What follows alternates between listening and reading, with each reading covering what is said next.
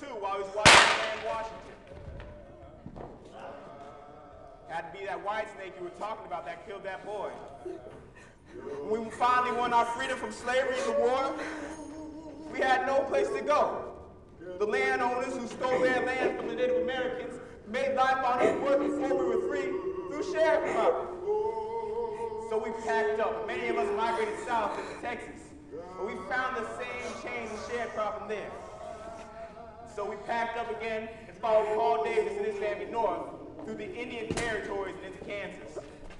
Word was, African Americans were accepted there. We finally arrived in Burlington, Kansas, but we weren't accepted there. And so we pushed on. We're just about to drop when we found someone to help us. His name was Daniel Vitale. He helped us settle in Montgomery County, Kansas, on the outskirts of Kaufman.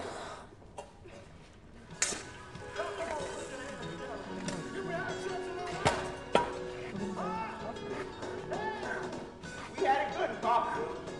People here took us in and made us feel welcome when many other places turned us away. We set up our farms and began our new lives. Oh, Lord. The work was hard, but over time, we were accepted by the people of Kaufman. We had great colonies up until the floods came, and many of us had to move. Some of us moved into town, and some of our families still live there to this day. We established churches, and our children went to school right alongside the white children. Now, we had our riots based on race, but like anything else, we worked them out. You gotta keep an eye on it, or it can get out of hand.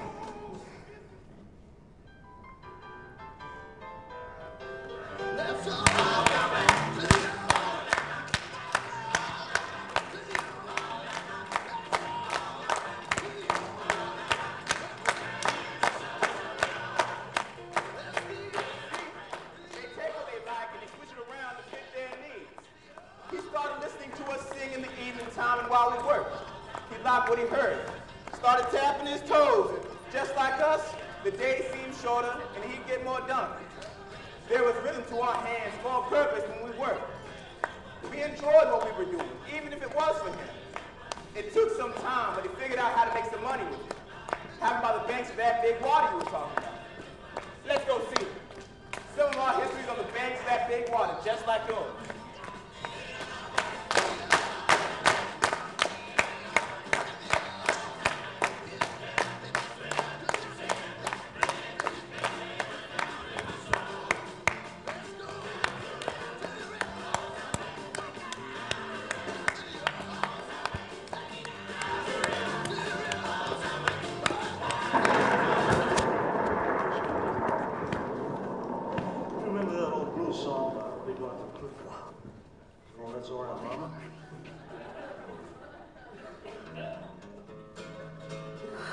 That's Elvis Sam Perkins.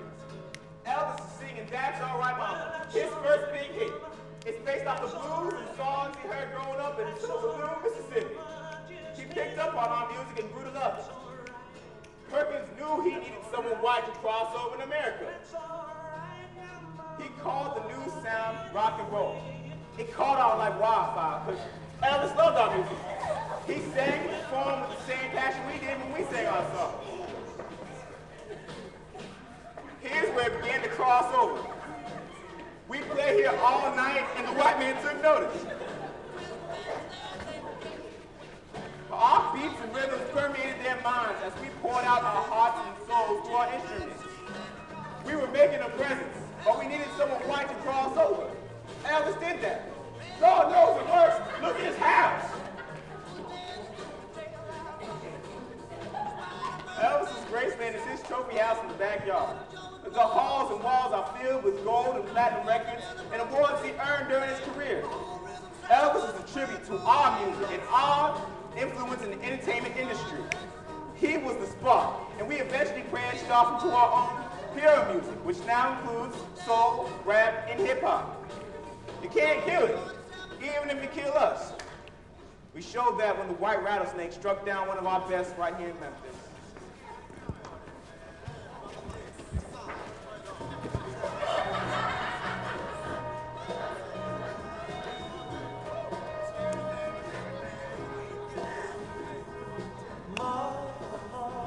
A permanent wreath marks the spot where James Earl Ray shot him in the back with a high-powered rifle.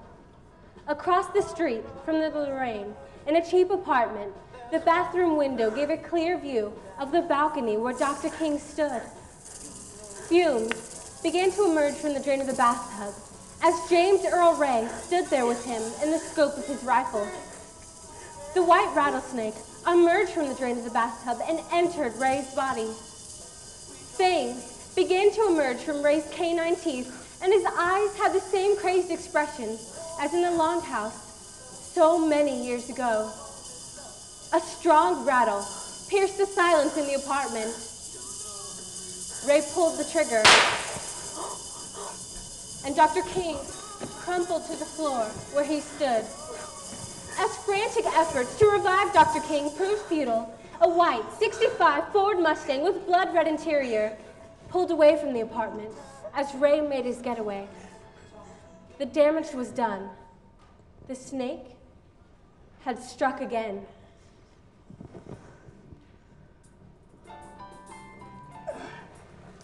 You can kill the man, but you can't kill his spirit. Sooner or later, what is right and just will always emerge. From the change of slavery to having the first black candidate in the U.S. election, we are free at last. Free at last. Thank God Almighty, we are free at last. Oh, happy day. Oh, happy day. Oh, happy day. When Jesus was. Our strength has always been our willingness to work together behind a common cause. We didn't separate into many different tribes and clans like our friends, the Native Americans. When we protested as one voice and one people. Instead of wanting to be left alone, we welcome and join the white man and learn his game. Please stop the music. Things are beginning to change. Our young folk are giving up on the white man's ways and developing their own societies based on violence, lawlessness, and exclusion. The gang era is turning us away from our strength and turning us on ourselves. Instead of being killed and oppressed by the white man, we're being killed and oppressed by ourselves and being killed over small pieces of turf in our own neighborhood. White man won't even go in there anymore. He doesn't care that much. We're doing what he wants anyway. You'll know when it's out of hand. He'll send in his soldiers to calm it down, calm it back down, give him something to do, and he can pay himself to do it. Our strength lies in our churches. The wise women who keep their families together through insurmountable odds are one of the keys to our societies. These women are dedicated to teaching and preserving our children to live in harmony instead of violence. They were revivers, just like the churches revived us in Coffeyville when those cowboys took over. Oh, happy day.